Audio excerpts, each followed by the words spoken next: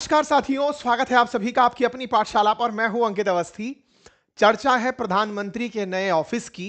तस्वीरें आपके साथ साझा ही हैं और इन साझा तस्वीरों को देखकर इसकी भव्यता का और इसके आज के समय में प्रासंगिक होने का अंदाजा लगाने की।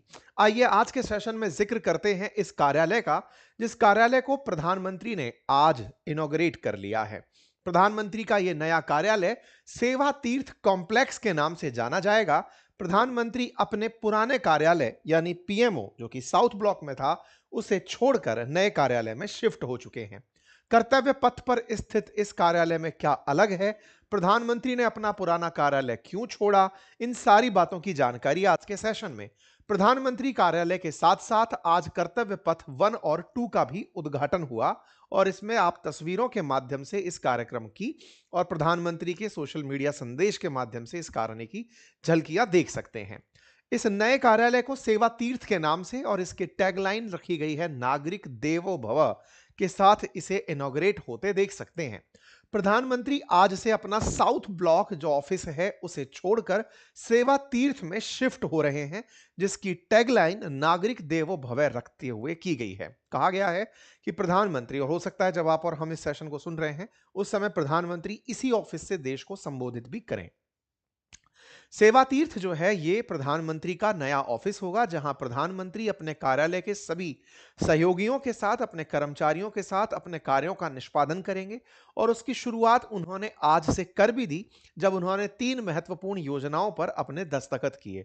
आज से इस कार्यालय को विधिवत रूप से शुरू करने की सूचना सोशल मीडिया पर नागरिक देवो भव के माध्यम से पहुंची, जिसमें यहां पर देश के शासन के नहीं, सेवा को सर्वोपरि मानने की नई संस्कृति की तस्वीरें झलक के रूप में प्रस्तुत की गई, जिसमें प्रधानमंत्री राष्ट्र को समर्पित करते हुए सेवा तीर्थ दिखाई दिए, जहां से देश के लिए, नागरिकों के लिए सेवाओं का आयोजन होगा। अब साउथ ब्लॉक सेवा तीर्थ कहलाएगा।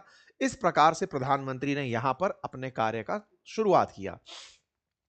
पुराने प्रधानमंत्री जो ऑफिस हैं उसमें वो शुक्रवार के दिन यानी कि आज ही के दिन अपनी आखिरी कैबिनेट बैठक लेंगे, यानी कि उसके बाद में फिर वहां पर पुनः बैठक नहीं होंगी और वो अब नए हॉल में, जहां पर उनका नया ऑफिस है, वहां पर बैठकें होंगी। प्रधानमंत्री का ये ऑफिस वर्ष 1947 से चला आ रहा था, 78 सालों से देश की सत्ता का केंद्र था, लेकिन वर्तमान सरकार ने वर्ष 2014 से ही गुलामी की मानसिकता का प्रतीक रह चुके पुराने विदेशी अंग्रेजों के काल के जितने भी भव्य इमारतें थी उन्हें छोड़कर नई इमारतों में शिफ्ट होने का सेंट्रल विस्टा प्रोजेक्ट, जिसकी लागत 20,000 करोड़ रुपए थी, उसकी घोषणा की थी और धीरे धीरे अब उनका एग्जीक्यूशन होते हुए दिखाई पड़ रहा है। प्रधानमंत्री ने आज अपने इस सीट पर बैठते ही एक्सीडेंट पीड़ितों के लिए 1.5 लाख का कैशलेस ट्रीटमेंट, साथ साथ लखपति दीदी योजना का लक्ष्य 3 करोड़ से बढ़ाकर 6 करोड़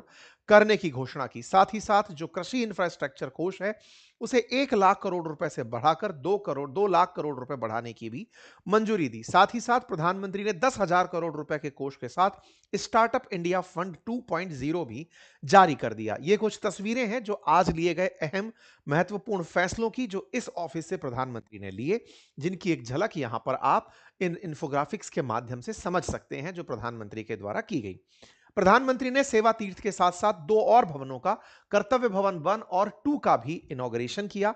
कर्तव्य भवन 1 और 2 में वित्त मंत्रालय, रक्षा मंत्रालय, स्वास्थ्य और परिवार कल्याण मंत्रालय, कॉर्पोरेट मामलों का मंत्रालय, ये तमाम मंत्रालय इस जगह पर अब चालू होने लगेंगे। साथियों, सेंट्रल सेक्रेटेरिएट, केंद्र का वो सचिवालय जहां पर देश की नीतियों को एग्जीक्यूट किया जाता है। पहले इसको ऐसे समझते हैं, हमारे देश के अंदर विधायिका और कार्यपालिका के बारे में जब जिक्र होता है तो कहा जाता है कि संसद में विधायिका बैठती है, लेजिस्लेचर बनते हैं। संसद में जब लेजिस्लेचर बनता है, कानून बनता है, तो उसका एग्जीक्यूशन कहां होता है? बोले एग्जीक्यूटिव्स करते हैं। तो कहां से एग्जीक्यूटिव्स करते हैं? तो संसद भवन में बैठे हुए वो एग्जीक्यूटिव्स जो मंत्रियों के पद पर हैं, वो संसद भवन में तो विमर्श के लिए आते हैं, लेकिन अपने काम को कराने के लिए अपने अधिकारियों के साथ, अपने मंत्रालय के साथ एक ऑफिस में बैठते हैं और उसे ही सचिवालय कहा जाता है। आपने अक्सर नेताओं के सचिव सुने होंगे, ऐसे ही पूरी सरकार के जहां सचिव बैठते हों और सचिवों के सहायक बैठते हों, उसे संसद का सेंट्रल सचिवालय कहा जाता है। और इस सचिवालय के अंदर जो मुख्य होता है वो कैबिनेट सचिव होता है, जो कि एक प्रमुख आईएएस ऑफिसर होता है। मतलब सबसे सीनियर मोस्ट आईएएस ऑफिसर सचिवालय के अंदर कैबिनेट सचिव के पद पर बैठता है। वहीं पर हर विभाग का, अगर वित्त विभाग है तो फिर उनका एक सचिव होगा, रक्षा विभाग है तो उनका एक सचिव होगा। ये सभी आईएएस टॉप ऑफिसर्स होते हैं जो विभाग के अंदर अपने अपने विभागों के मुखिया होते हैं और अपने मंत्री को असिस्ट कर रहे होते हैं, जो उन्होंने सदन में घोषणा की है या फिर जो देश से उन्होंने वादे किए हैं उनको एग्जीक्यूट करने की प्लानिंग करते हैं। साथ ही साथ विमर्श की आवश्यकता होने पर ये मंत्री को अपने कार्य के बारे में जानकारी भी देते हैं कि आप ये कर सकते हैं, ये हमारे पास संसाधन उपलब्ध हैं, हम आपकी इस तरह से सहायता कर सकते हैं, ये तमाम सुविधाओं को कानूनी रूप से इस तरह से अमली जामा पहनाया जा सकता है। ये सारी बातें जिस जगह से होती हैं उस जगह को सचिवालय कहते हैं। अर्थात प्रधानमंत्री के लिए भी प्रधानमंत्री संसद भवन में बोल करके चले आए वहीं से काम नहीं होता, उन्हें आकर एक ऑफिस में बैठना होता है, उसे प्रधानमंत्री कार्यालय कहा जाता है। प्रधानमंत्री का कार्यालय अभी राष्ट्रपति भवन के मतलब दाहिनी और दक्षिण की तरफ जो साउथ ब्लॉक था उसमें चला आ रहा था, अब उसे शिफ्ट करके नई ओर स्थापित कर दिया गया है। वहीं पर नया प्रधानमंत्री कार्यालय दक्षिण की तरफ रहते हुए ही अब एक और बिल्डिंग में चला आया है, साउथ ब्लॉक से ही किसी और बिल्डिंग में आ गया है, जो कि बिल्डिंग नई है, जिसका इनॉग्रेशन हो चुका है सेवा तीर्थ के नाम से। वहीं राष्ट्रपति भवन से इंडिया गेट तक जाने वाली जो सड़क है, जिसे आप कर्तव्य पथ के नाम से जानते हैं, पहले जिसे राजपथ के नाम से जाना जाता था, उसके दोनों ओर आप इधर की तरफ बिल्डिंग बनते हुए देख सकते हैं। ये सीएसएस की बिल्डिंग है, सीएसएस बिल्डिंग है, यानी कि यहीं पर जो नया सेक्रेटेरिएट बन रहा है उसकी वो है। अभी नया सेक्रेटेरिएट की जरूरत क्या है? 78 साल से क्या सेक्रेटरी बैठ नहीं रहे थे क्या? बहुत सारे मंत्रालय अलग अलग जगहों पर बैठ रहे थे, जिसके चलते उनका एक मंथली रेंट लगभग 1500 करोड़ रुपए की लागत के साथ जाता हुआ सुनाई पड़ता था। बहुत सी इमारतों के मेंटेनेंस और उनके रखरखाव में भारी भरकम खर्च हो रहा था और लंबे समय से उनकी दूरी कार्यों में देरी बनती जा रही थी। यहां पर सभी मंत्रालयों को एक ही साथ केंद्रीय सचिवालय के रूप में लाने का प्रयास किया गया। 10 बड़ी इमारतें सीएसएस 1-2 से लेकर के इस तरह से 10 तक बनाने की योजना सेंट्रल विस्टा प्रोजेक्ट के अंदर की गई थी। इसी प्रोजेक्ट में देश को नई संसद मिली, जो कि लुटियंस के द्वारा बनाई गई दिल्ली के बाद की घटना थी। लुटियंस की क्या कहानी है? कहते हैं कि जब अंग्रेजों के किंग जॉर्ज पंचम भारत की यात्रा पर आए तो उस समय पर लुटियंस ने दिल्ली के अंदर, क्योंकि नई दिल्ली राजधानी बनी थी और उस समय पर दिल्ली में कोलकाता से शिफ्ट होकर जब दिल्ली को लाया जा रहा था, तो दिल्ली को राजधानी के रूप में डेवलप करने के लिए दो व्यक्ति थे, लुटियंस और बेकर। इनको जिम्मेदारी दी गई थी कि दिल्ली को अंग्रेजों के हिसाब से, कि अंग्रेज यहां पर राज करें, उस हिसाब से डेवलप किया जाए। तो यहां पर राजधानी दिल्ली के अंदर प्लानिंग की गई, वास्तुशिल्प को और डिजाइन को ध्यान में रखते हुए भव्य इमारतों का निर्माण हुआ। वहीं पर संसद भवन और नॉर्थ ब्लॉक और साउथ ब्लॉक का भी निर्माण उस समय पर किया गया। जो आज का राष्ट्रपति भवन आप देखते हैं, उसकी भी जो संकल्पना है वो कैपिटॉल कॉम्प्लेक्स से ली गई थी, संसद की भी संकल्पना वहीं से ली गई थी। साथ ही साथ पेरिस के जो शांस एलिजे टावर है, वहां से भी इंडिया गेट की कल्पना को लिया गया था। ये उस समय की कुछ तस्वीरें हैं जो कि इस समय आर्काइव हैं और इन्हें आप देखकर अंदाजा लगा सकते हैं कि अंग्रेजों ने दिल्ली में अपनी राजधानी बनाने के लिए प्रॉपर वास्तुशिल्प का उपयोग करते हुए प्रॉपर बंगलों के माध्यम से अपनी जगह का निर्माण किया था। यहाँ पर 1000 से अधिक बंगले, 26 किलोमीटर के एरिया के आसपास का जोन विकसित किया गया था, जिस जोन के अंदर लेकर राष्ट्रपति भवन से, जो कि रायसीना हिल्स की अरावली के सबसे पश्चिमी किनारे के ऊपर बना हुआ रायसीना हिल्स, वहां पर पूर्वी किनारे पर बना हुआ रायसीना हिल्स, उसके ऊपर राष्ट्रपति भवन और उसके दोनों तरफ नॉर्थ और साउथ ब्लॉक, उसके सामने इंडिया गेट और बीच में राजपथ का उस समय पर निर्माण किया गया था। उसके बाद दिल्ली का इसी के अकॉर्डिंग आसपास रहने वाले अधिकारियों के लिए निर्माण होता गया और आसपास पूरी दिल्ली बसती चली गई। देश आजाद हुआ। देश की आजादी के बाद यही प्रमुख भवनों का इस्तेमाल होना शुरू हुआ। बाद में तय हुआ कि इसके आसपास बहुत सारे कार्यालयों को बना दिया जाएगा, लेकिन वो काम कभी प्रॉपर तरीके से पूरा नहीं हो पाया। वर्ष 2019 में ministry of housing and urban affairs ने डिसाइड किया कि हम फिर से सेंट्रल विस्टा, जहां पर सारा की सारा मतलब पूरे देश का जहां केंद्र है, उसका पुनर्निर्माण और रीडेवलपमेंट किए जाने की आवश्यकता है। 20,000 करोड़ का अनाउंसमेंट होता है और तय होता है कि जो राष्ट्रपति भवन के साथ बना हुआ जर्जर होता संसद भवन है, जिसे 2021 में पूरे 100 साल हो गए, बोले इस संसद भवन की जर्जर होती इमारतों के रखरखाव में बड़ी दिक्कतें आ रही हैं और एजिंग के साथ साथ वहां की जगह लिमिटेड होती जा रही है। संसद भवन में नए अगर सांसद चुनकर आते हैं देश की जनसंख्या के अनुपात में, तो उनके पास बैठने के लिए जगह नहीं है। जिस समय देश आजाद विवाद हुआ था तब 7 लाख लोगों पर एक सांसद था, आज 25 लाख लोगों पर एक सांसद है। तो ऐसे में देश के अंदर नई परिसीमन के बाद में सांसदों की संख्या बढ़ेगी, तो उनके बैठने के लिए जगह की कमी देखी गई। तो जर्जर अवस्था, साथ ही साथ उपनिवेश की गुलामी, उसे छोड़ते हुए नई जरूरत के हिसाब से बिल्डिंगों की आवश्यकता पड़ी और उसी आवश्यकता में नई संसद भवन का निर्माण किया गया। और यह संसद भवन के निर्माण के साथ साथ पीएम का कार्यालय, उपराष्ट्रपति का कार्यालय, साथ ही साथ सेंट्रल सेक्रेटेरिएट के निर्माण की घोषणा वर्ष 2019 में की गई।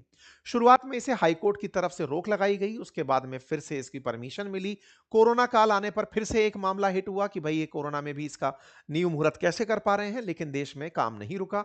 बड़ी तीव्र गति से काम हुआ क्योंकि संसद भवन के जर्जर होते हुए 100 साल पूरे होने जा रहे थे। पुरानी संसद के एवज में नई संसद भवन के निर्माण की लगातार जरूरत महसूस हो रही थी। इसी के चलते हुए अपोजिशन ने नई संसद भवन का ऐसे समय पर जब और पुरानी संसद के मतलब कोरोना काल चल रहा है और उसको जबरदस्ती का एक खर्चा बताते हुए जिक्र हुआ, तो नई संसद की आवश्यकता सरकार बताने के लिए निकल आई और उन्होंने अपनी जरूरतों के हिसाब से नई संसद का निर्माण कर दिया। जरूरत के हिसाब से भविष्य को ध्यान में रखते हुए नई संसद का निर्माण हुआ। साथ ही साथ इस पूरे एरिया का रीडेवलपमेंट प्लान किया गया, जिसमें 6 बड़े प्रोजेक्ट रखे गए।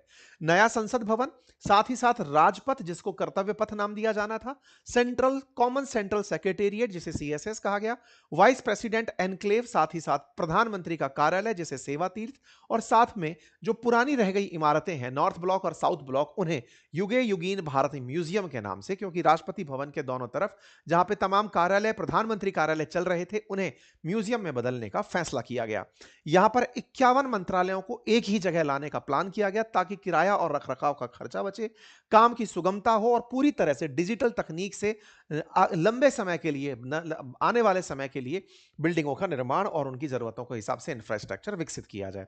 कार्य गति पकड़ता है, कर्तव्य पथ का निर्माण शुरू होता है 8 सितंबर 2022 को, नए पार्लियामेंट का इनॉग्रेशन हो जाता है 2023 में, राष्ट्रपति एनक्लेव का 2025 में, कर्तव्य भवन के साथ साथ जो सीसीएस करके जो थर्ड बिल्डिंग है सेंट्रल सेक्रेटेरिएट की, उसका भी 6 अगस्त 2025 में इनॉग्रेशन हो जाता है।